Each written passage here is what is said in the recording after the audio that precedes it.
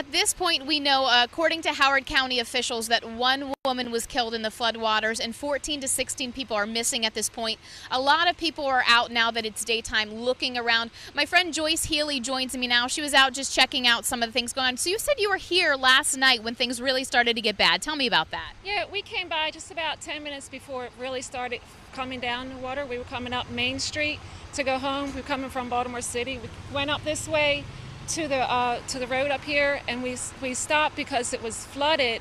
There was a Mercedes in front of us, and he tried to make it through, and he got stuck and started floating back down the road. We stayed there for like 2 minutes, and in the 2 minutes time, he started floating down the road.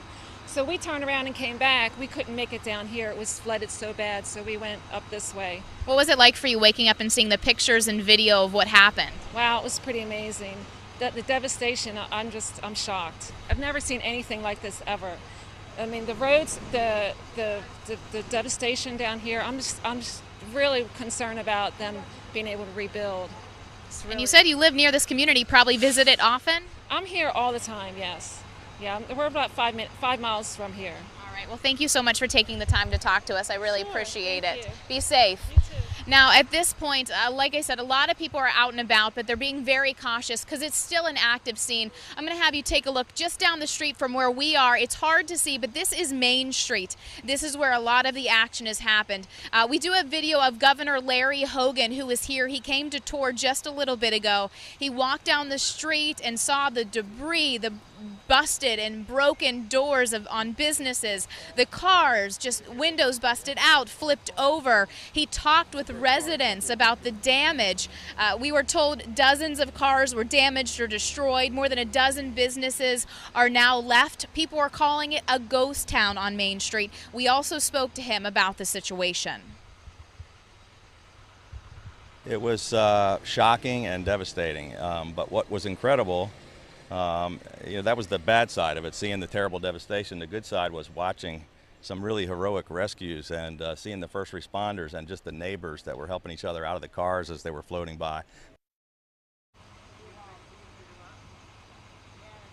Now, just minutes ago, Larry Hogan, the Howard County executive, just moments ago tweeted that Larry Hogan, the governor, signed a state of emergency which sets it in motion for the area to get federal assistance. The governor also said earlier this is the worst devastation that he's experienced since he's been governor. He said the people are strong, they are resilient, they've been through tough times before. Congressman Elijah Cummings was also here along with Bob Flanagan with the House of Delegates District 9.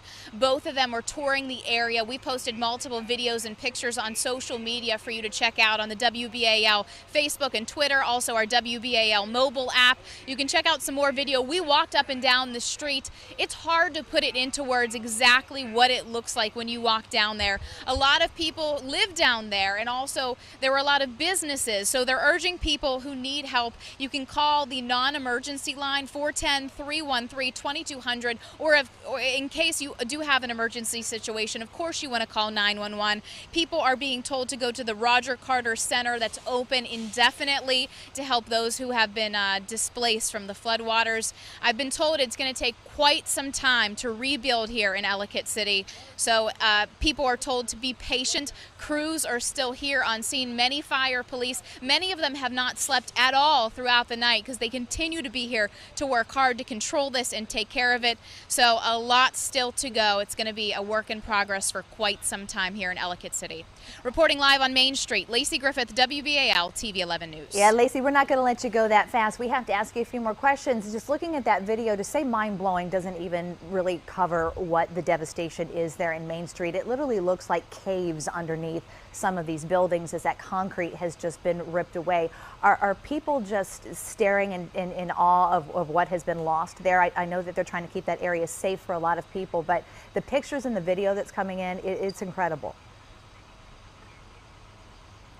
Jen, it is so dangerous at this point with power lines down. There was a gas leak earlier, and the structural concern for these buildings that they're not letting anybody even remotely close. We have a police officer who's been right near us all morning long telling the public you cannot cross this area. It is just far too dangerous down there. We as the media did get to go down with Governor Larry Hogan to tour the area, but to be honest, it was terrifying. You could walk into a building, look to either side, and see entire holes ripped out of the side of the structure. And like I said, most people were calling it a ghost town, just piles of mud everywhere. Not a person here hasn't been down that main street and doesn't know right now what exactly has been lost. And I think the impact of this will be felt by people more and more as the images continue to come through. Earlier this morning, you talked with County Executive Alan Killerman, and he was telling you about a human chain that had been formed to try to rescue someone. And we now actually have video, it may be of that very same situation, of people who had locked hands trying to help people out of the rushing floodwaters. What more have you heard from that? We're seeing that video right now in the air, and when you see it, you're going to be amazed. Jen, every person we've talked to today, especially the congressman, the governor, the county executive, they have all said that this community is resilient. They keep saying how much they're working together. We've seen people come out with bottles of water, continually to say on social media, how can we help? It's one of those things that, you know, it's a terrible time, but people are coming together. Congressman Elijah Cummings said, people are going to have to be patient, but we will not be patient going after the resources that are necessary. And as I had mentioned, you know, the governor was already signing that state of emergency to get that federal assistance up and going. Bob Flanagan, we spoke with him, House of Delegates District 9. He said people have stayed up all night figuring out what are the first stages in what is essentially looks like a war zone. So people have put many terms on it. It is not something that is easy to describe or walk through, but it is going to take some time. I talked with a woman earlier who deals with the partnership around this area, and she said these business owners, of course, they're eager to get in to see what's going on, but right now it's just not safe. So everyone is urged to just let police, fire, and the other crews do their work to make sure it's safe for everybody.